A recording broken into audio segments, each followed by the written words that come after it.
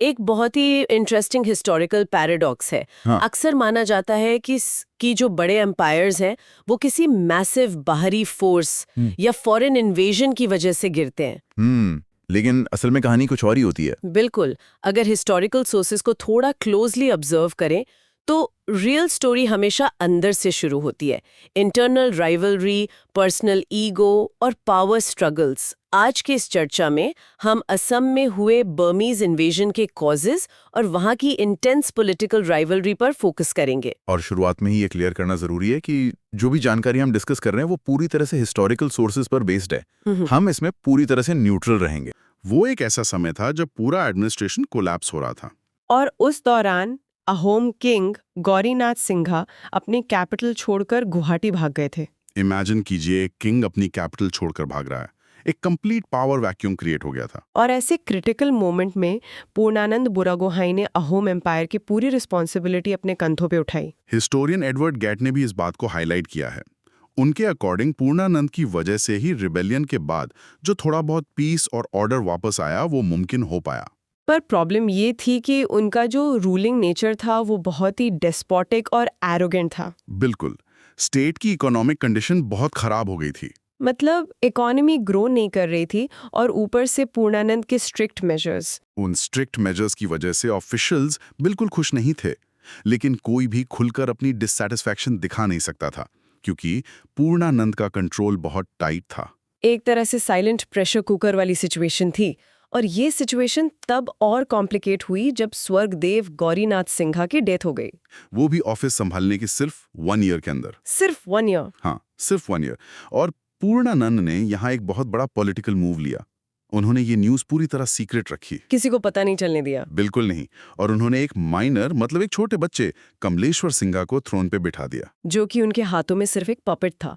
Real power तो पूर्णानंद के पास ही रही। एग्जैक्टली। लेकिन कमलेश्वर के टाइम में पनीमुआ नाम के एक व्यक्ति ने एक रिबेलियन ऑर्गेनाइज किया जिसे पनीमुआ रिबेलियन कहा गया। और पूर्णानंद के नेचर को देखते हुए इसे बहुत सख्ती से सप्रेस कर दिया गया होगा। बहुत सख्ती से, कोई मर्सी नहीं दिखाई गई। इसके बाद 1810 में जब कमलेश्वर सिंघा की भी डेथ हो गई तो पूर्णानंद ने अपनी वही स्ट्रैटेजी रिपीट की। एक और माइनर को थ्रोन पर बैठा दिया। हाँ, इस बार चंद्रकांत सिंघा को थ्रोन पर बिठाया गया। पर जैसा कि होता है, बच्चे हमेशा छोटे तो रहते नहीं है। किंग चंद्रकांत जैसे जैसे बड़े हुए उन्हें पूर्णानंद का वो एक्सेसिव कंट्रोल बिल्कुल पसंद नहीं आया। एक यंग किंग के लिए वो सफोकेटिंग था। और इसी बीच उनकी दोस्ती सतराम नाम के एक यूथ से हुई। ये दोस्ती बहुत इंपॉर्टेंट फैक्टर साबित हुई। सतराम को चारिंगिया फुकन बना दिया गया और किंग के पास बैठने की स्पेशल जगह भी दी गई। इस सडन पावर ने सतराम को बहुत एरोगेंट बना दिया था। उसे लगा कि किंग का सपोर्ट है तो वो कुछ भी कर सकता है। उसने सीधे पूर्णानंद को हटाने का एक पूरा प्लान बना लिया। लेकिन पूर्णानंद का इंटेलिजेंस नेटवर्क इतना स्ट्रांग था कि वो प्लॉट पकड़ा गया और बाकी सभी कॉन्स्पिरेटर्स को फांसी दे दी गई। सतरम सिर्फ इसलिए बच गया क्योंकि किंग ने बीच बचाव करके उसे प्रोटेक्ट कर लिया। पर उसे बैनिश करके नामरूप भेज दिया गया था, जहां बाद में नागा मिस्क्रिएंट्स ने उसे मार दिया। तो ये सतरम चैप्टर यहाँ क्लोज हो जाता है। लेकिन यहाँ से एक और बड़ी राइवलरी शुरू होती है, बदन चंद्र बरफुकन के साथ। बदन चंद्र और पूर्णानंद के रिलेशंस तो पहले से ही खराब थे, है ना? हाँ, दंडवा द्रोह में बदन चंद्र के शामिल होने का शक था पूर्णानंद को। इसी वजह से बदन को हटाकर कालिया भुमोरा को नया बरफुकन बनाया गया था। और बदन चंद्र उस सतरम वाले प्लॉट में भी शामिल था। बिल्कुल। लेकिन यहाँ एक सरप्राइजिंग टर्न आता है। पूर्णानंद के बेटे ओरेशनाथ की शादी बदन की बेटी पिजो घाबरू से हो जाती है। एक मैरिज अलायंस जिसे दोनों परिवारों के रिलेशंस थोड़े सुधर गए। और जब कालिया भुमोरा की डेथ हुई तो इसी सुधरे हुए रिलेशन का फायदा बदन को मिला और उसे वापस गुवाहाटी का बरफुकन बना दिया गया। लेकिन पावर वापस मिलते ही बदन बहुत ऑप्रेसिव हो गया। उसने कामाख्या, हाजो और अन्य टेम्पल्स का गोल्ड और सिल्वर मिस अप्रोप्रिएट कर लिया, मतलब पूरी तरह से हड़प लिया। उसने गुवाहाटी के लोगों पर बहुत अत्याचार किए। और सबसे बड़ी बात, जब पूर्णानंद ने ओपियम पर बैन लगाया तो बदन ने वो ऑर्डर इंप्लीमेंट ही नहीं किया। ये तो डायरेक्ट स्टेट अथॉरिटी को चैलेंज करना था। तो बदन के इन अत्याचारों और बगावत के कारण पूर्णानंद ने फाइनली उसे हटाने का फैसला कर लिया। लेकिन यहाँ फिर से फैमिली डायनामिक्स बीच में आ गईं। बदन की बेटी पिजो घाबरू, जो पूर्णानंद के घर की बहू थी, उसने अपने पिता को इस एक्शन के बारे में पहले ही वार्न कर दिया। ये बहुत क्रूशियल वार्निंग थी। इसी वार्निंग की वजह से बदन अरेस्ट होने से बच गया और भागकर बंगाल चला गया। और कलकत्ता जाने से पहले वो रंगपुर में रुका, जहां वो डेविड स्कॉट से मिला। उसने ब्रिटिश गवर्नर जनरल को किंग चंद्रकांत के 2 लेटर्स दिए और मिलिट्री असिस्टेंस मांगी। उसका प्लान था कि ब्रिटिश फोर्सेस की मदद से पूर्णानंद को हटा दिया जाए, लेकिन ब्रिटिश गवर्नमेंट ने साफ मना कर दिया। क्योंकि वो अपनी नॉन इंटरफेरेंस पॉलिसी फॉलो कर रहे थे। वो इंटरनल अफेयर्स में इंटरफेयर नहीं करना चाहते थे। और साथ ही उन्हें पूर्णानंद की लॉयल्टी और स्टेबिलिटी के बारे में अच्छे से पता था। वो एक स्टेबल रूलर को हटाना नहीं चाहते थे। ब्रिटिश से मना होने के बाद बदन का डेस्परेशन बढ़ गया। वो कलकत्ता में बर्मीज रिप्रेजेंटेटिव से मिला और फिर बर्मा की कैपिटल अमरापुरा जाकर सीधा बर्मीज किंग से मदद मांगी। और बर्मीज किंग के पास मदद करने के बहुत सॉलिड जियोपॉलिटिकल रीजंस थे। किंग अलोंगपियाय के समय से ही उनका इंपीरियलिस्टिक एम्बिशन बहुत क्लियर था। वे मणिपुर और कचार तक फैल चुके थे। वे असम को इंग्लिश के खिलाफ एक मिलिट्री बेस बनाना चाहते थे। और 1784 में किंग बोडापा पाया ने अराकन कैप्चर किया था, जिससे मरगुई आइलैंड से चट्टग्राम पोर्ट तक उनका पूरा कंट्रोल हो गया था। इसी बर्मीज एक्सप्लॉयटेशन से परेशान होकर 40,000 अराकनीज रेफ्यूजीज भागकर ब्रिटिश बंगाल आ गए थे। बर्मीज किंग उन्हें वापस चाहता था, जिसे ब्रिटिश ने साफ मना कर दिया था, जिससे दोनों पावर्स में बहुत इंटेंस टेंशन थी। तो बर्मीज किंग को बदन का ये ऑफर बहुत एडवांटेजेस लगा। उसने तुरंत पूरी आर्मी भेजकर असम पर कब्जा करने का प्लान नहीं बनाया, लेकिन बदन को मिलिट्री एड जरूर दे दी। और इसमें एक और बड़ा फैक्टर था जो कोर्ट पॉलिटिक्स से जुड़ा था। बर्मीज किंग की असमीज क्वीन रोंगीली आइदेओ, जो एक्चुअली बदन की आंट थी, उसने भी किंग से बदन की मदद करने की रिक्वेस्ट की थी। तो अगर हम इस पूरी हिस्ट्री को एक बड़े पर्सपेक्टिव से एनालाइज करें, तो साफ दिखता है कि कैसे एक इंटरनल पॉलिटिकल राइवलरी और पर्सनल ईगो ने एक बाहरी देश को इन्वेजन का सीधा मौका दे दिया। बिल्कुल। और ये फैक्ट हमें सोचने पर मजबूर करता है, क्या हिस्ट्री सिर्फ राजाओं और उनके बड़े फैसलों से बनती है, या फैमिली रिलेशंस और छोटी छोटी घटनाएं जैसे पिजोग हाबरू का अपने पिता को वॉर्न करना या रोंगीली आइदेओ का बर्मीज किंग से सिफारिश करना हिस्ट्री का पूरा कोर्स बदल देती हैं। अगर पिजो ने वो वार्निंग नहीं दी होती तो क्या असम का इतिहास पूरी तरह से अलग होता?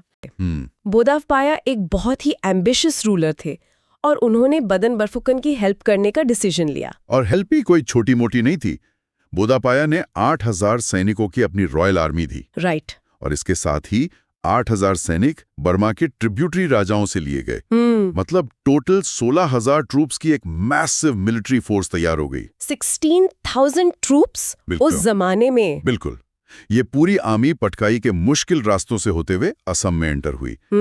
इतने टफ माउंटेन टेरेन से इतनी बड़ी आर्मी को मोबिलाइज करना अपने आप में एक बहुत बड़ा लॉजिस्टिकल अचीवमेंट था। हाँ, पटकाई रूट का इस्तेमाल करना जियोग्राफिकली बहुत सिग्निफिकेंट है। जब पूर्णानंद बुरागोहाई को इस मैसिव बर्मीज एडवांस के बारे में पता चला, पैनिक हो गया। बिल्कुल, स्टेट में एक पैनिक सिचुएशन क्रिएट हो गई। उन्होंने इस आर्मी को इंटरसेप्ट करने के लिए अपने 2 कमांडर्स को भेजा, दमन गोगोई और हाउ बोरा। और इसके बाद घिलाधारी नाम की जगह पर पहली बड़ी बैटल होती है। और इस खिलाधारी बैटल के रिजल्ट ने पूरे अहोम एम्पायर को हिला कर रख दिया। बदन बरफुकन और बर्मीज आर्मी इस बैटल को जीत जाते हैं। राइट। ये हार अहोम लीडरशिप के लिए एक बहुत बड़ा साइकोलॉजिकल ब्लो था।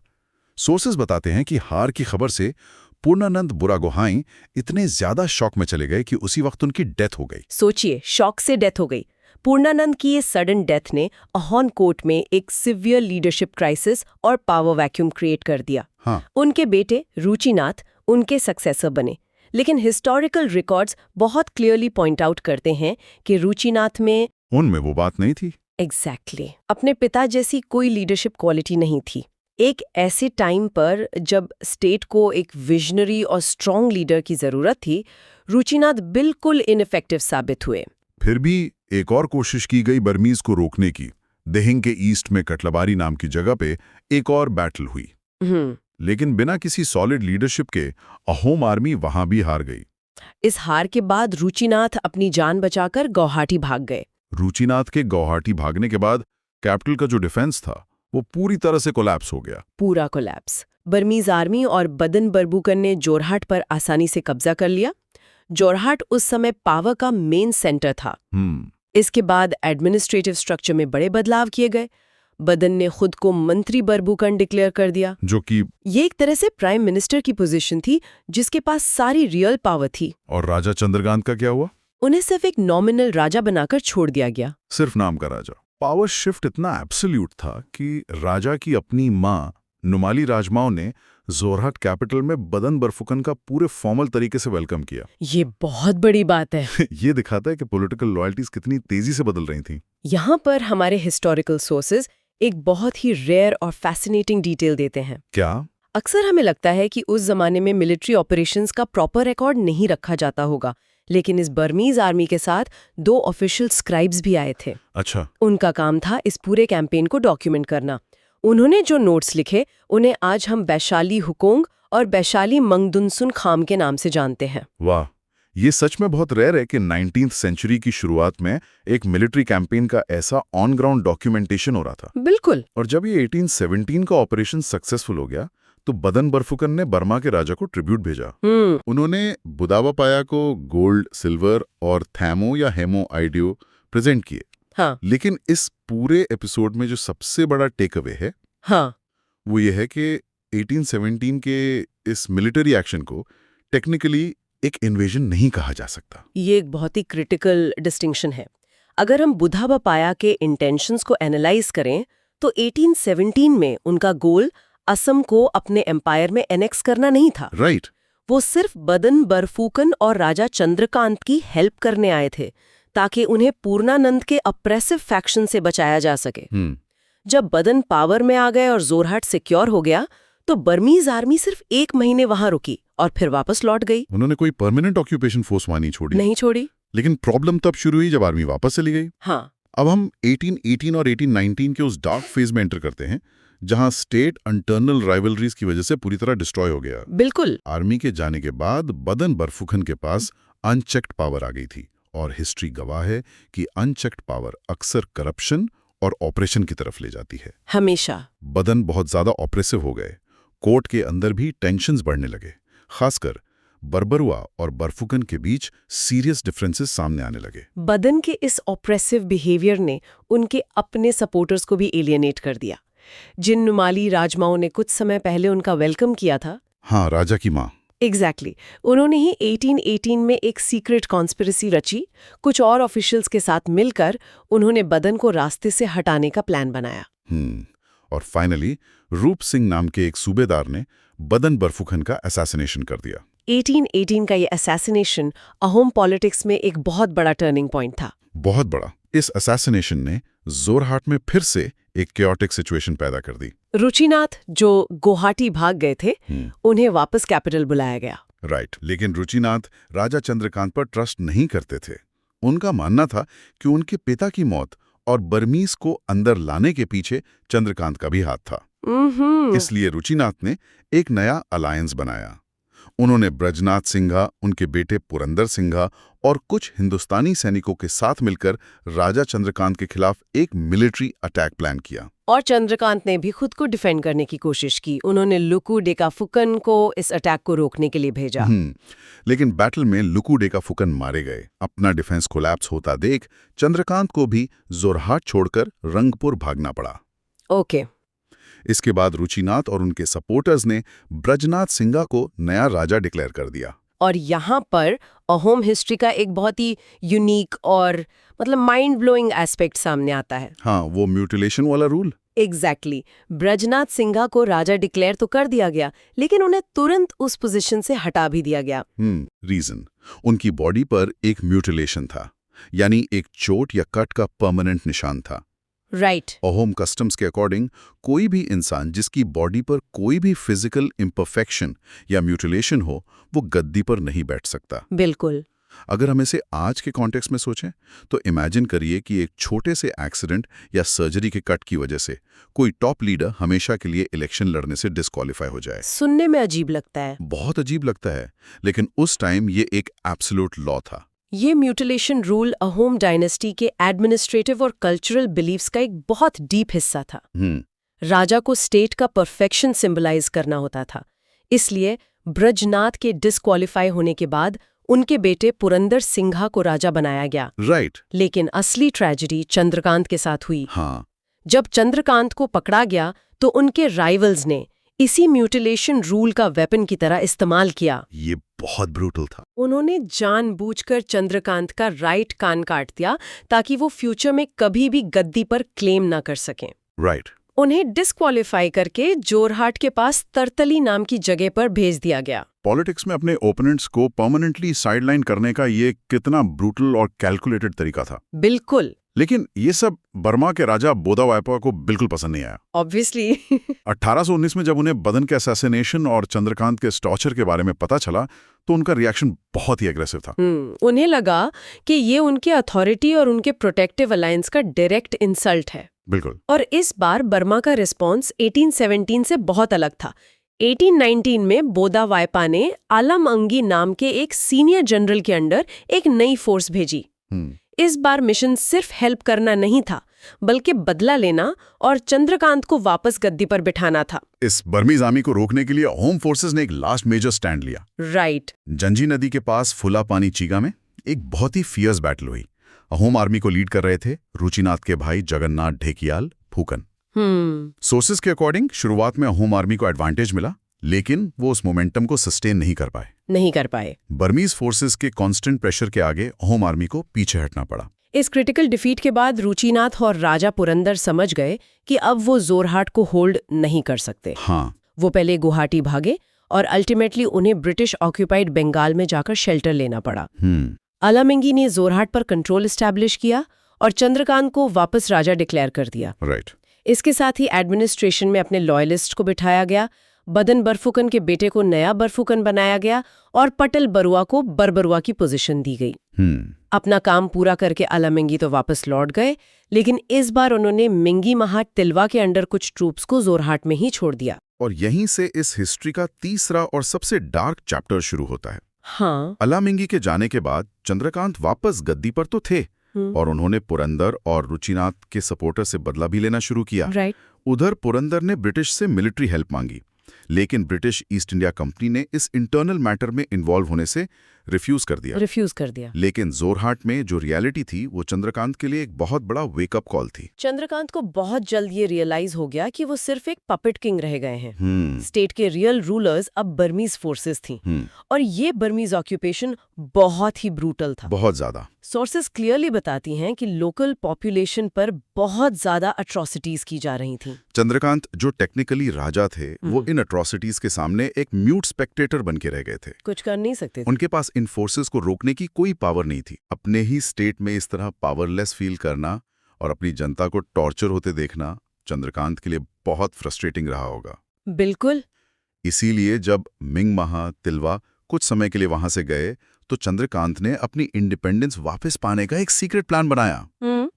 उन्होंने डिसाइड किया कि वो बर्मा से आने वाले रूट को ब्लॉक कर देंगे। राइट। इसके लिए उन्होंने जयपुर में एक फोर्ट बनाने का कंस्ट्रक्शन शुरू करवाया। इस फोर्ट का सुपरविजन पटल बरबरुआ को दिया गया। ये एक डेस्परेट लेकिन बहुत ही बोल्ड ज्योग्राफिकल स्ट्रैटेजी थी। हाँ। पर टाइमिंग देखिए, उसी दौरान बर्मा के इंटरनल पॉलिटिक्स में भी एक बड़ा शिफ्ट हो रहा था। क्या हुआ वहाँ? राजा बोदावापाया की डेथ हो गई थी और उनका पोता बागेदौर नया राजा बन गया था। ओके। हिस्टोरिकल अकाउंट्स में बागेदौर को एक बहुत ही क्रूअल और अग्रेसिव रूलर बताया गया है। जब उसे जयपुर फोर्ट के इस कंस्ट्रक्शन के बारे में पता चला तो उसने इसे डायरेक्ट रिबेलियन माना। और बागेदौर का रिटेलिएशन बहुत ही स्विफ्ट और डेवेस्टेटिंग था। 1821 में उसने मिंगी महा तिलवा को एक बड़ी आर्मी के साथ वापस असम भेज दिया। राइट। जब मिंगी महा जोरहाट पहुंचे और उन्होंने फोर्ट का काम देखा तो उन्होंने कोई नेगोशिएशन नहीं किया। उन्होंने सीधा पटल बरबरुआ को एग्जीक्यूट कर दिया। 1821 का ये अटैक पिछले दोनों एक्शन से बिल्कुल अलग था। हाँ। ये एक फुल स्किल मिलिट्री डोमिनेशन था। अहोम सैनिकों को इतना ज्यादा टॉर्चर किया गया कि पूरी की पूरी आर्मी बिला लड़े ही अपनी पोस्ट छोड़कर भागने लगी। इस मास डिजर्शन की वजह से जोरहाट पूरी तरह से और फॉर्मली बर्मा के कंट्रोल में आ गया। अहोम एम्पायर की सॉवरेनिटी हमेशा के लिए खत्म हो गई। चंद्रकांत, जो उस फोर्ट के थ्रू अपनी आजादी वापस चाहते थे, उन्हें फाइनली रियलाइज हो गया कि अब कोई उम्मीद नहीं बची। हाँ। वो गुवाहाटी भाग गए। बर्मीज कमांडर्स ने उन पर बहुत प्रेशर डाला कि वो वापस आकर पपेट किंग बने रहें, लेकिन चंद्रकांत ने रिफ्यूज कर दिया। राइट। अल्टीमेटली उन्हें भी अपने पुराने राइवल्स की तरह इंग्लिश टेरिटरी में जाकर रिफ्यूज लेना पड़ा। अगर हम इन चारों सालों को एक साथ रखकर देखें तो ये एक क्लासिक एग्जाम्पल है कि कैसे इंटरनल इंस्टेबिलिटी एक्सटर्नल थ्रेट्स को मैग्नीफाई कर देती है। बिल्कुल। अहोम लीडर्स आपस में ही लड़ने में इतने बिजी थे, एक दूसरे को असैसिनेट कर रहे थे, म्यूटिलेट कर रहे थे, कि उन्होंने स्टेट के डिफेंस को पूरी तरह इग्नोर कर दिया। और इसी कंटिन्यूअस कॉन्स्पिरेसी और पावर वैक्यूम ने बाहर की ताकतों के लिए रेड कार्पेट बिछा दिया। अगर हम 1821 के टाइम फ्रेम को देखें तो प्रॉब्लम तब एस्केलेट होती है जब डिपोज्ड रूलर चंद्रकांता सिंगा ने असम वापस आने से साफ इनकार कर दिया। हाँ, उनका रिफ्यूजल एक बहुत बड़ा टर्निंग पॉइंट था। उनके इस रिफ्यूजल का एक डायरेक्ट और डेविस्टेटिंग रिजल्ट निकला। बर्मीज आर्मी ने 1821 में एक्टिवली इंटरवीन किया और थ्रोन पर एक नए प्रिंस को बैठा दिया। राइट, जोगेश्वर सिंगा। एग्जैक्टली, जिसका नाम जोगेश्वर सिंगा था। अब सरफेस लेवल पर किसी को भी लग सकता है कि चलो स्टेट को एक नया किंग मिल गया है और अब स्टेबिलिटी आ जाएगी, पर ग्राउंड रियलिटी इस इल्यूजन से बहुत अलग थी, राइट? बहुत अलग। ग्राउंड रियलिटी दरअसल बस एक पॉलिटिकल फसाद थी। जोगेश्वर सिंगा के पास एक्चुअली में डिसीजन मेकिंग की कोई अथॉरिटी थी ही नहीं। राजा। हाँ, इस टर्म का सिंपल और डायरेक्ट मतलब ही यही है, king installed by the Burmese. किसी भी रूलर को जब ऐसी टाइटल मिलती है तो ऑटोमेटिकली क्लियर हो जाता है कि असली सॉवरेन पावर किसके हाथ में है। राइट। पावर तो पर्दे के पीछे किसी और के पास थी। एग्जैक्टली। स्टेट के सारे एडमिनिस्ट्रेटिव डिसीजंस, रेवेन्यू कलेक्शन और military control purely Burmese commanders के हाथ में थे। जोगेश्वर सिंगा सिर्फ एक फिगर हेड था, एक मास्क था जिसके पीछे से बर्मीज आर्मी पूरे स्टेट मशीनरी को चला रही थी। और इसी पॉइंट पर एक मेजर शिफ्ट देखने को मिलता है जो टिपिकल मिलिट्री अलायंसेस के नेचर के बिल्कुल अगेंस्ट था। नॉर्मली क्या होता है, जब कोई फॉरेन आर्मी किसी एले की हेल्प करने आती है तो अपने ऑब्जेक्टिव को पूरा करने के बाद वो वापस चली जाती है। हाँ, एक फ्रेंडली रूलर को थ्रोन पर बैठाने के बाद वो अपनी होम कंट्री वापस चली जाती है। पर बर्मीज फोर्सेस ने वापस जाने का कोई इंटेंशन ही नहीं दिखाया। बिल्कुल नहीं। उन्होंने असम में ही स्टे किया और इंटरनल अफेयर्स में हेवीली इंटरफेयर करना शुरू कर दिया।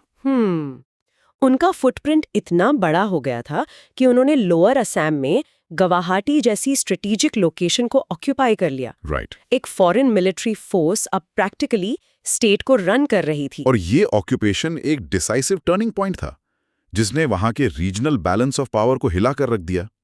जब बर्मीज आर्मी ने गुवाहाटी पर कंट्रोल एस्टैब्लिश किया तो उनका कॉन्फिडेंस एक्सपोनेंशियली बढ़ गया। राइट। वो अब सिर्फ अहोम पॉलिटिक्स तक लिमिटेड नहीं थे, उन्होंने directly English East India Company के साथ कन्फ्रंटेशन शुरू कर दी। ये एक बहुत बोल्ड मूव था उनका। बहुत बोल्ड।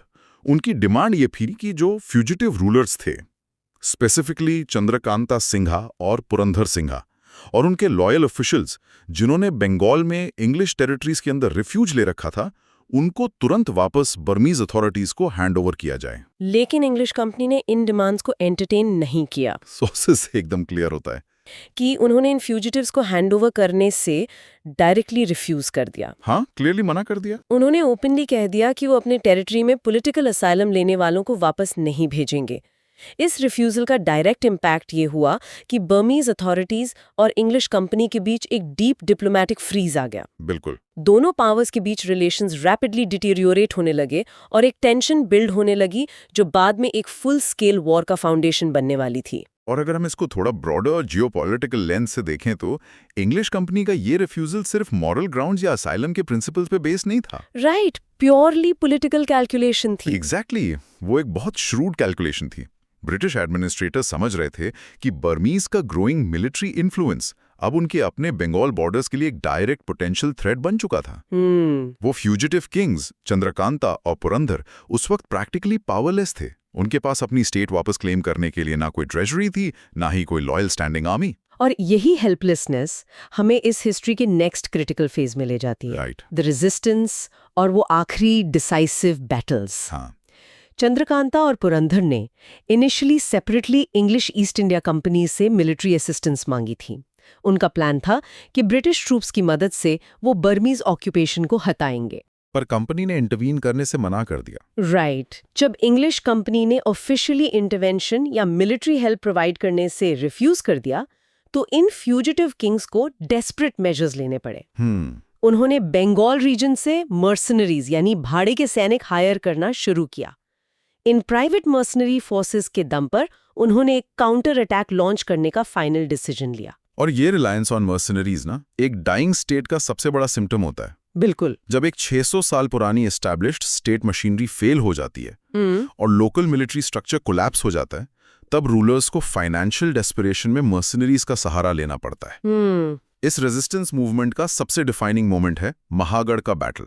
सोर्सेस क्लियरली हाईलाइट करते हैं कि महागढ़ के बैटल में चंद्रकांता सिंघा ने पर्सनली बहुत वैलियंटली फाइट किया। राइट, उन्होंने गिव अप नहीं किया था। हाँ, उन्होंने रिसोर्सेज की कमी के बावजूद एक फियर्स रेजिस्टेंस ऑफर की, पर उनकी आर्मी अल्टीमेटली डिफीट हो गई।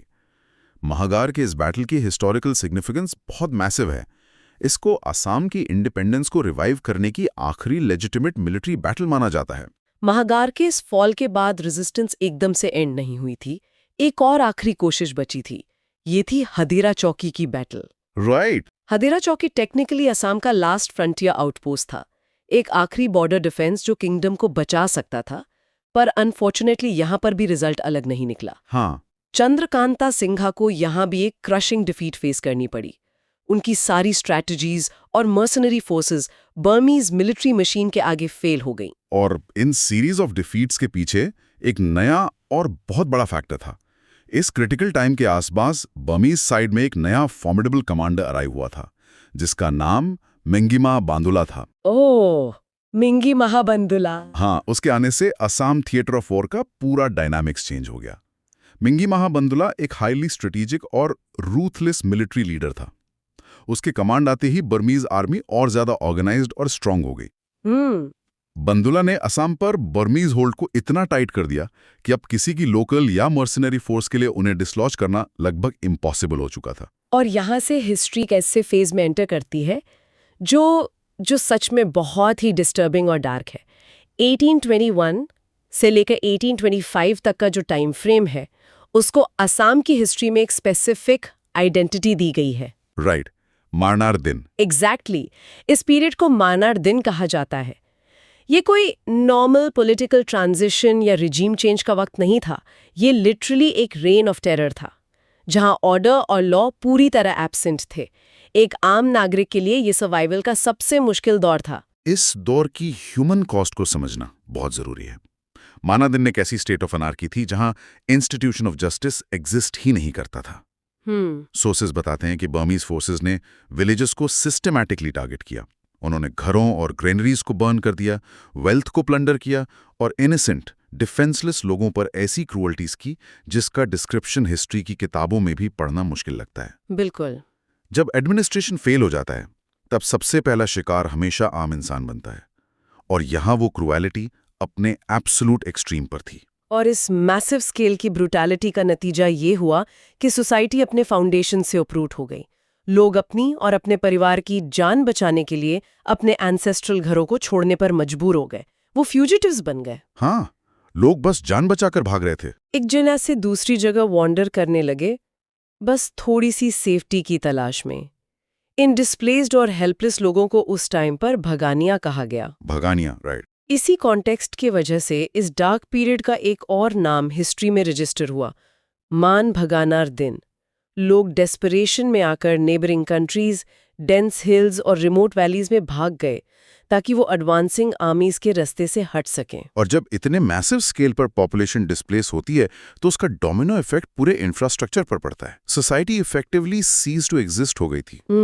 एग्रीकल्चर, जो इकोनॉमी का बैकबोन था, पूरी तरह रूइन हो गया, क्योंकि खेत में काम करने वाला कोई बचा ही नहीं था। ट्रेड और कॉमर्स स्टैंड स्टिल पर आ गए थे।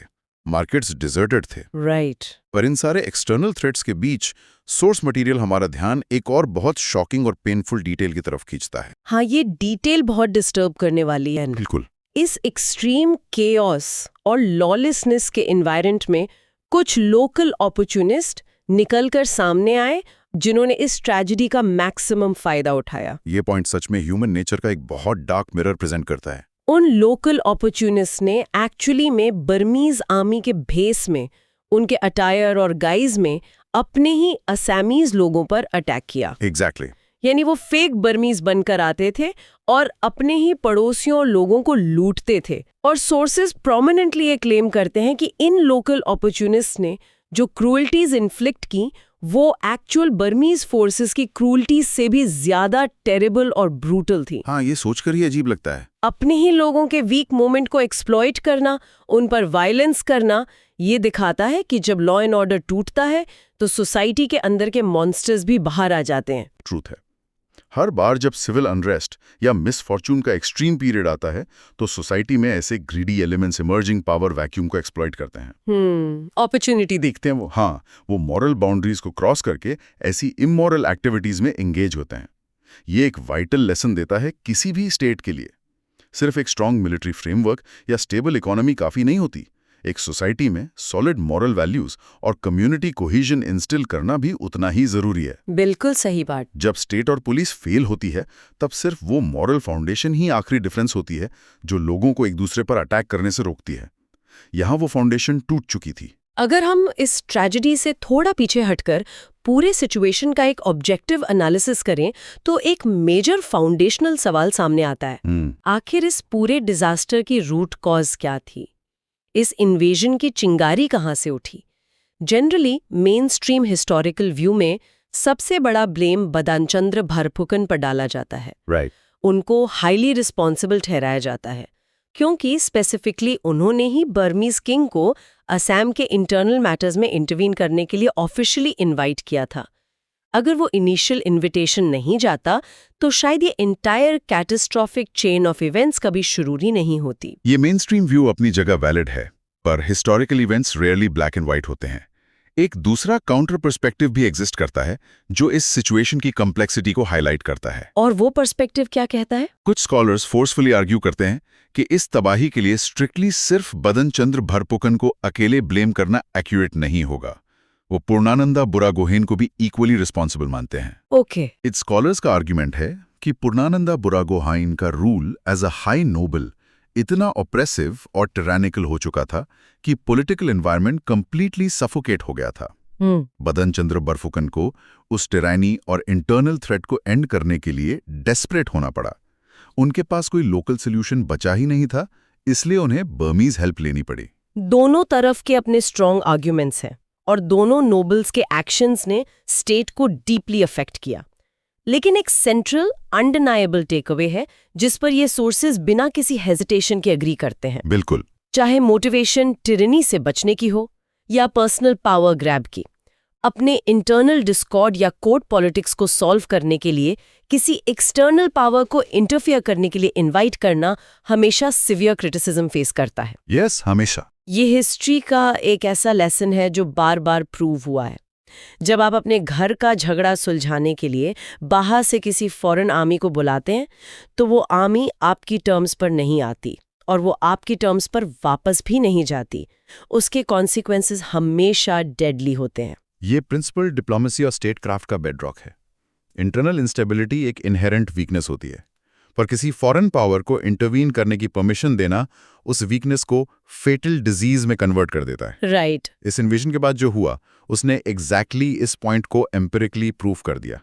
उस एक इन्विटेशन ने सेंचुरी ओल्ड स्ट्रक्चर्स को सिस्टमैटिकली डिसमेंटल कर दिया। तो अब हम उन लॉन्ग टर्म कॉन्सिक्वेंसेस और रिजल्ट्स को डिटेल तरीके से अनपैक करते हैं। ये इन्वेजन जब खत्म हुआ तो अपने पीछे एक ऐसी लेगेसी छोड़ गया जिसने आने वाली सेंचुरीज को डिफाइन किया। करेंगे ताकि पूरा जियोपॉलिटिकल इम्पैक्ट समझ आए। अगर पॉइंट नंबर 1 की बात करें तो सबसे बड़ा रिजल्ट तो प्रिसाइसली यही था कि इस इन्वेजन ने 600 साल पुराने अहोम रूल के डाउनफॉल का रास्ता परमानेंटली क्लियर कर दिया। एकदम सही।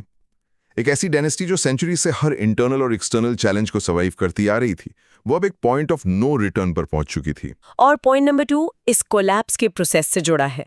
अहोम किंग्स, जिन्हें ट्रेडिशनली स्वर्गादेवस कहा जाता था और जो एक एब्सोल्यूट सॉवरेन स्टेटस एंजॉय करते थे, वो अब टेम्पररी तौर पर बर्मीज किंग के ट्यूटलेज में आ गए। ट्यूटलेज में आने का मतलब है उनका इंडिपेंडेंट और डिवाइन राइट टू रूल का जो ऑरा था वो इवेपोरेट हो गया। वो एक फॉरेन मोनार्क के सब्जेक्ट्स बनकर रह गए जिसके ऑर्डर पर उन्हें फंक्शन करना पड़ता था। ये एक इमेंस साइकोलॉजिकल ब्लो था प्योर इंस्टीट्यूशन ऑफ मोनार्की के लिए। बिल्कुल। और ये हमें पॉइंट नंबर 3 पर ले जाता है। मोनार्की फंडामेंटली वीक और खोखली हो गई। किंग्स अब सिर्फ नॉमिनल रूलर्स रह गए थे, जिनके पास डिसीजंस लेने की ना तो मिलिट्री स्ट्रेंथ थी और ना ही पॉलिटिकल बैकिंग। मिलिट्री और ट्रेजरी तो बिल्कुल ड्राई अप हो चुके थे। एग्जैक्टली और इसने पॉलिटिकल इंस्टेबिलिटी को और फ्यूल किया। जब किंगडम को सबसे ज्यादा स्ट्रॉन्ग लीडरशिप की जरूरत थी, तब हाई नोबल्स और ऑफिशियल्स जिनकी प्राइमरी ड्यूटी स्टेट को प्रोटेक्ट करना थी, वो बैडली फेल हो गए। रॉयल्टी को शेल्टर के लिए इधर उधर भागना पड़ा, जैसे चंद्रकांता और पुरंदर ने ब्रिटिश टेरिटरीज में रेफ्यूज ली। एक टाइम की प्राउड रॉयल्टी अब असाइलम सीकर्स बन चुकी थी। और जब टॉप लेवल पॉलिटिकल स्ट्रक्चर इतनी बुरी तरह कोलैप्स होता है, तो उसका बर्डन सोसाइटी के बॉटम लेवल पर आता है, जो कि इस इन्वेजन का अगला सबसे डेविस्टेटिंग कॉन्सिक्वेंस था। यानी पॉइंट नंबर 4, इकोनॉमी का डिस्ट्रक्शन। हाँ, जमीन पर इकोनॉमी थॉरोली तबाह हो चुकी थी। किसी भी स्टेट की इकोनॉमी गुड्स के प्रोडक्शन और ट्रेड पर चलती है। यहाँ प्रोडक्शन रुक गया था क्योंकि फार्म्स और आर्टिजन वर्कशॉप्स खाली थे। ट्रेडर्स और मर्चेंट्स ने बिजनेस शट डाउन कर दिए थे क्योंकि वहां बेसिक लॉ एंड ऑर्डर नहीं था। सोशल और डेमोग्राफिक लैंडस्केप पर इसका एडवर्स इफेक्ट इतना इंटेंस था कि गांव के गांव खाली पड़ गए थे। लोग जंगल्स और हिल्स में भाग गए थे। जो फर्टाइल लैंड्स कभी डेंसली पॉपुलेटेड और थ्राइविंग एग्रीकल्चरल सेटलमेंट्स हुआ करते थे, वो डिजर्टेड होकर वापस जंगल्स में कन्वर्ट होने लगे थे। सिविलाइजेशन लिटरली पीछे की तरफ रिवर्स हो रही थी। एक फ्लरिशिंग सोसाइटी का लिटरल जंगल्स में रिवर्ट होना सच में हिस्ट्री का एक ट्रेजेडी है। और अब हम आते हैं इस चेन रिएक्शन के आखिरी और जियोपॉलिटिकली सबसे सिग्निफिकेंट रिजल्ट पर। Point number 5, the British intervention. Exactly ये इन्वेजन, जिसका ओरिजिन एक लोकल इंटरनल डिस्प्यूट में था, उसने ग्लोबल कॉलोनियल पावर को एक मैसिव अपॉर्चुनिटी प्रेजेंट कर दी। हम बात कर रहे हैं इंग्लिश ईस्ट इंडिया कंपनी के डायरेक्ट इंटरवेंशन की। अगर बर्मीज इन्वेजन ना होता तो इंग्लिश पावर को असम के अफेयर्स में एग्रेसिवली इंटरफेयर करने का शायद कोई इमीडिएट वैलिड रीजन ही ना मिलता। इस डायनामिक्स को स्ट्रेटेजिक पर्सपेक्टिव से समझना बहुत इंटरेस्टिंग है। बर्मीज एम्पायर उस वक्त एक एग्रेसिव एक्सपेंशनिस्ट फेज में था। उन्होंने अराकान, मणिपुर और कचार को पहले ही कॉन्कर कर लिया था और अपना डोमेन रैपिडली एक्सपैंड कर रहे थे। राइट। असम पर कंट्रोल एस्टैब्लिश करते ही Burmese forces directly English East India Company के बॉर्डर्स पर आ खड़े हुई। अब वो एक डिस्टेंट रीजनल पावर नहीं थे, बल्कि डायरेक्टली बंगाल और दूसरे ब्रिटिश टेरिटरीज को थ्रेटन करने वाले राइवल्स बन गए थे। उनकी प्रेजेंस एक थ्रेट बन गई थी। बहुत बड़ा थ्रेट। उनकी massive regional presence English geopolitical strategy के लिए एक अनएक्सेप्टेबल रिस्क बन चुकी थी। ब्रिटिश एडमिनिस्ट्रेटर्स जानते थे कि अगर उन्होंने इस एक्सपेंशन को असम में नहीं रोका तो उनका अपना डोमिनियन नेक्स्ट टारगेट होगा। और इसी डायरेक्ट मिलिट्री थ्रेट और एडवांसिंग फोर्सेस को परमानेंटली रोको लगाने के लिए ईस्ट इंडिया कंपनी ने मिलिट्री एक्शन इनिशिएट किया। इस कॉन्फ्लिक्ट की वजह से first Anglo Burmese war trigger हुआ, जो 1824 से लेकर 1826 तक एग्जॉस्टिवली लड़ा गया। हाँ, कंपनी ने इनिशियल डिफेंसिव पोस्चर छोड़कर ऑफेंसिव स्ट्रैटेजी अपनाई और बर्मीज को पीछे धकेलना शुरू किया। ये वॉर असम के लोगों के लिए रेजिस्टेंस नहीं था, बल्कि दो बड़ी एक्सटर्नल पावर्स के बीच रीजन के कंट्रोल के लिए एक क्लैश ऑफ एम्पायर्स था। और ये मैसिव क्लैश ऑफ एम्पायर्स 1826 में एक फॉर्मल डिप्लोमैटिक कंक्लूजन पर पहुंचा। वॉर फाइनली एंड हुआ ट्रीटी ऑफ यानडबू के साइन होने के साथ। Treaty of Yandabo? हाँ, ये सिर्फ एक सीजफायर एग्रीमेंट नहीं था, बल्कि एक कॉम्प्रिहेंसिव ट्रीटी थी जिसके टर्म्स ने मैप को रीड्रॉ कर दिया। इस ट्रीटी के कंडीशंस के अकॉर्डिंग बर्मीज फोर्सेस को स्ट्रिक्टली और परमानेंटली असम से अपनी आर्मी विड्रॉ करनी पड़ी। वो ऑक्यूपायर पावर जो हाफ अ डेकेड से रीजन को ब्रूटली कंट्रोल कर रही थी, उसको वहां से फोर्स आउट कर दिया गया। और इस पावर वैक्यूम को इमीडिएटली किसी और ने फिल कर दिया। एग्जैक्टली। ब्रिटिश गवर्नमेंट ने। ट्रीटी के इम्प्लीमेंट होते ही असम लीगली और फॉर्मली ब्रिटिश गवर्नमेंट के एम्बिट में आ गया। उनके डायरेक्ट कंट्रोल और एडमिनिस्ट्रेशन के अंडर आते ही वहां एक नया कॉलोनियल एरा शुरू हुआ। ये हिस्ट्री की स्टडी का सबसे बड़ा पैराडॉक्स है कि कैसे एक single seemingly internal decision centuries की एस्टैब्लिश्ड ऑर्डर को परमानेंटली मिटा सकता है। जरा सोचिए, सिर्फ एक पॉलिटिकल राइवलरी, बदन चंद्र बारफुकन और पूर्णानंदा बुरागोहाई का वो पावर स्ट्रगल, उसने ऐसी स्पार्क इग्नाइट की जिसने पहले 600 साल पुरानी अहोम डायनेस्टी को राख में मिला दिया। बिल्कुल। स्टेट इकोनॉमी को जंगल में बदल दिया और अल्टीमेटली इंडियन सबकॉन्टिनेंट के एक मैसिव हिस्से में ग्लोबल कॉलोनियल एडमिनिस्ट्रेशन की एंट्री को जस्टिफाई कर दिया। अगर वो एक सिंगल इनविटेशन लेटर कभी बर्मीज कोर्ट तक ना पहुंचता तो आज नॉर्थ ईस्ट की मॉडर्न पॉलिटिकल और सोशल डेस्टिनी बिल्कुल अलग होती। हमारे इंटरनल कॉन्फ्लिक्ट्स और घर के झगड़े, चाहे वो उस वक्त कितने भी छोटे या पर्सनल क्यों ना लगें, उनका रिपल इफेक्ट आने वाली सदियों तक जियोपॉलिटिक्स और आम लोगों की जिंदगियों को गवर्न कर सकता है। तो स्टार्ट करते हैं उस पॉइंट से जब बर्मीज की इंपीरियलिस्टिक एक्टिविटीज उस वक्त प्रैक्टिकली आउट ऑफ कंट्रोल हो रही थी। हाँ। असम ऑक्यूपाई करने के बाद उन्होंने सिर्फ वहां होल्ड नहीं किया, बल्कि ब्रिटिश टेरिटरीज पर एग्रेसिवली रेड करना शुरू कर दिया था। एक्चुअली इनका ये एक्सपेंशन रैंडम नहीं था। ये अपने एम्पायर को एक्सपैंड करने की एक बहुत ही सिस्टमैटिक अप्रोच थी। उन्होंने बॉर्डर्स क्रॉस करके गोलपारा, श्रीहट्टा, जिसका अर्ली नेम सिलहिट था, और चट्टाग्राम, जिसे चिट्टागोंग कहते हैं, उन रूट से एंटर करके प्लंडर और एग्रेशन स्टार्ट कर दिया। और इस अग्रेशन का एक मेजर फ्लैश पॉइंट 1819 में आया। 1819 में उन्होंने मणिपुर को विन किया। मणिपुर को अपने कंट्रोल में लेने के बाद उनका नेक्स्ट नेचुरल टारगेट बन गया कचार। वही तो। और कछार का किंग उस वक्त गोविंद चंद्र था, जो ऑलरेडी एक एक्सट्रीम क्राइसिस फेस कर रहा था। वो मणिपुरी किंग गंभीर सिंह के कांस्टेंट अटैक्स को हैंडल नहीं कर पा रहा था। एक तरफ से मणिपुरी फोर्सेस और दूसरी तरफ से बर्मीज एडवांस। तो अपने किंगडम को लूज करने के प्रेशर में गोविंद चंद्र ने डायरेक्टली इंग्लिश फोर्सेस के पास रेफ्यूज सीख की।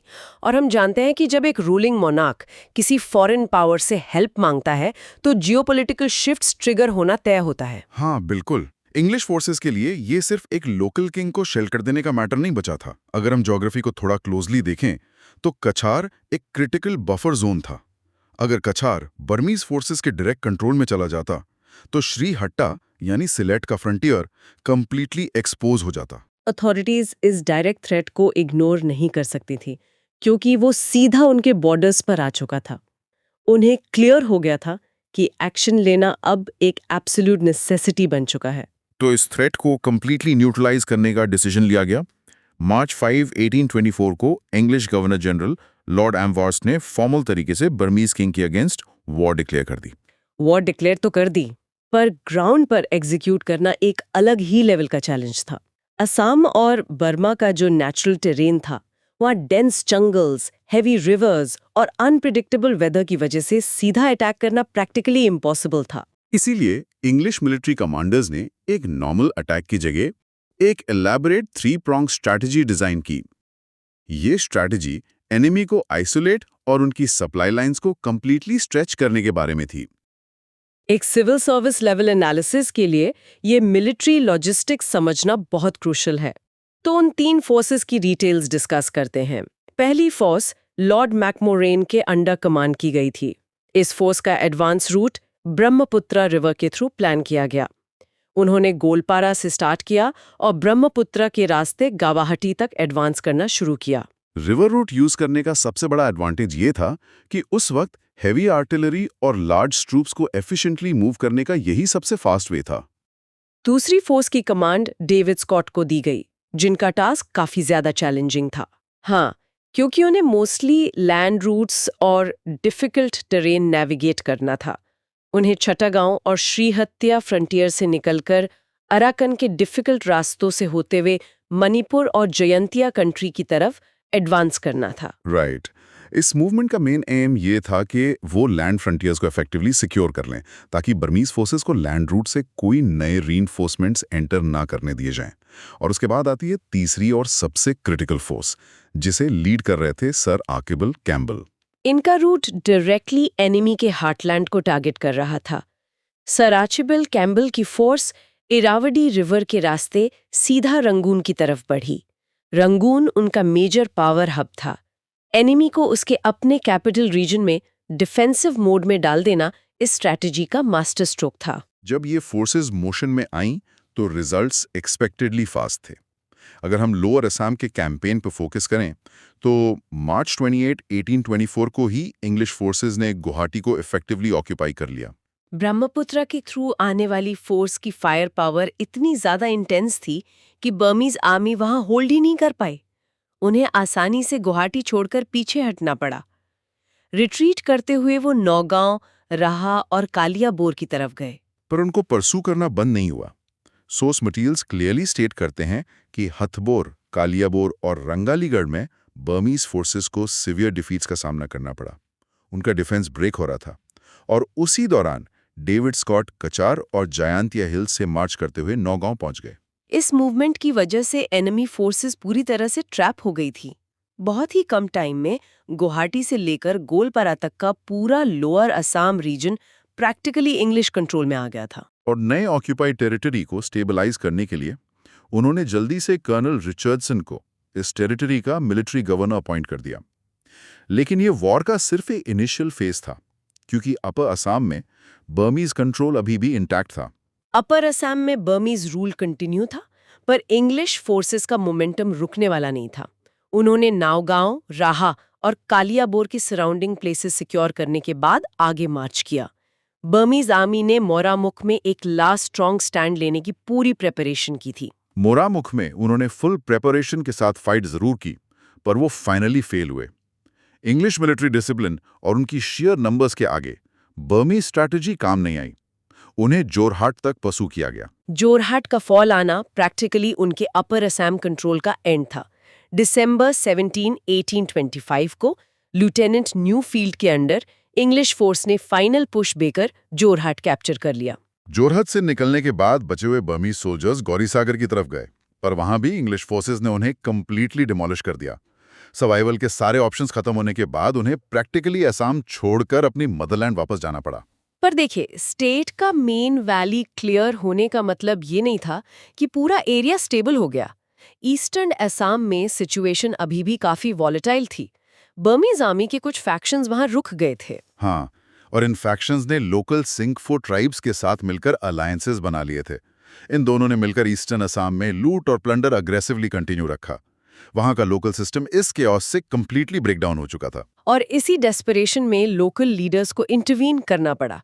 सदिया खावा गोहाइन और मोटिबो सेनापति ने इस कंप्लीटली एक्सट्रीम सिचुएशन में इंग्लिश हेल्प मांगी। इंग्लिश कमांडर्स जानते थे कि जब तक ये एलिमेंट्स न्यूट्रलाइज नहीं होंगे, उनका कंट्रोल इनकम्प्लीट रहेगा। इसलिए जून 1825 में न्यूफिल की फोर्सेस ने स्पेसिफिकली इन फैक्शंस को टारगेट किया और सिंह फोर्स को डिसाइसिवली डिफीट किया। एक तरफ ईस्टर्न असम क्लियर हो रहा था और दूसरी तरफ मणिपुर और बर्मा फ्रंट्स पर प्रेशर कॉन्स्टेंटली बिल्ड हो रहा था। बिल्कुल। मणिपुर फ्रंट पर कमांडर पेम्बरटन ने बर्मीज फोर्सेस को ड्राइव आउट करने के लिए प्रैक्टिकल और स्ट्रिक्ट मेजर्स इंप्लीमेंट करने शुरू कर दिए थे। और उससे भी बड़ा ब्लो तब लगा जब sir Archibald Campbell Irrawaddy river navigate करते हुए परफेक्टली रंगून पहुंच गए। रंगून पहुंचना गेम चेंजर था। बर्मीज किंग ने ऐसे नेवल एडवांस को टोटली अंडर एस्टिमेट किया था और वो इस फोर्स को स्टॉप करने में कंप्लीटली फेल रहे। जब एनिमी डायरेक्टली आपके की स्ट्रेटेजिक टाउन यान्डाबू तक पहुंच जाए तो ऑप्शंस बिल्कुल एलिमिनेट हो जाते हैं। यान्डाबू टाउन पहुंचे इंग्लिश आर्मी को देखकर बर्मीज किंग को फाइनल रियलिटी हिट हुई। उन्हें मजबूरी में पीस ट्रीटी की तरफ आना पड़ा और इसी वजह से फरवरी 24, 1826 को फेमस यान्डाबू ट्रीटी साइन हुई, जिसने इस फर्स्ट एंग्लो बर्मीज वॉर का ऑफिशियली एंड किया। इस वॉर का एंड एक तरह से 4 अलग फ्रंट्स पर बर्मीज डिफीट थी। नोट करने वाली बात है कि एसेंशियली 4 बैटल्स लड़ी गई थी। पहली ब्रह्मपुत्र वैली में, जिसे अहोम किंगडम कहते थे, दूसरी कचार में, तीसरी मणिपुर में और चौथी खुद बर्मा में। और इन चारों फ्रंट पर बर्मीज फोर्सेस क्लियर लूजर्स थे। यान्डाबू ट्रीटी सिर्फ एक पेपर पीस नहीं थी, उसमें बहुत हेवी पेनल्टीज थी। टोटल 5 मेन प्रोविजंस थे इस ट्रीटी में, जो हिस्ट्री स्टूडेंट्स और स्पेशली एनालिटिकल स्टडी करने वालों के लिए एक्सटेंसिवली नोट करने वाले पॉइंट्स हैं। प्रोविजन नंबर 1 कंप्लीटली फाइनेंशियल था। प्रोविजन 1 के अंडर बर्मीज किंग को वॉर इंडेमनिटी के तौर पर 1 करोड़ रुपीस इंग्लिश कंपनी को पे करने पड़े। 1826 के टाइम स्केल पर 1 करोड़ रुपीस एक अनइमेजिनेबल अमाउंट था, जिसने डायरेक्टली उनकी इकोनॉमी को क्रिपल कर दिया। उसके बाद टेरिटोरियल प्रोविजन नंबर 2 आता है। ब्रिटिश ने ऑफिशियली अराकान और टेनासिरम रीजन्स को टेक ओवर कर लिया। इन 2 टेरिटरीज को लेने से ईस्टवर्ड मैप कंप्लीटली शिफ्ट हो गया। फिर प्रोविजन नंबर 3 बनाया गया, जो स्पेसिफिकली नॉन इंटरफेरेंस पॉलिसी पर था। बर्मीज को कैटेगोरिकली लीगली बाइंड किया गया कि वो अब फ्यूचर में असम, कचार और जयांतिया कंट्री में कभी इंटरफेयर नहीं कर सकते थे। प्रोविजन नंबर 4 म्यांमार के पॉलिटिकल कंट्रोल के बारे में था। इस प्रोविजन के अकॉर्डिंग गंभीर सिंह को ही म्यांमार का लेजिटिमेट और रिकॉग्नाइज्ड किंग एक्सेप्ट किया गया। बर्मीज का कोई पावर वहां होल्ड नहीं करेगा। और प्रोविजन नंबर 5 एक कांस्टेंट सर्वेलेंस टैक्टिक थी। आवा में, जो उनकी कैपिटल थी, एक ब्रिटिश रेजिडेंट परमानेंटली रहेगा। हालांकि आवा का किंग भी कैलकाटा में एक ऑफिसर स्टेशन कर सकेगा, पर real power dynamic completely British के फेवर में था। इन 5 प्रोविजंस ने पावर इक्वेशन सेट कर दिए, लेकिन ट्रीटी का जो आर्टिकल 2 था, उसमें एक सबसे बड़ा और क्रूशियल लूप होल था जिसका सीधा फटका असम पर पड़ा।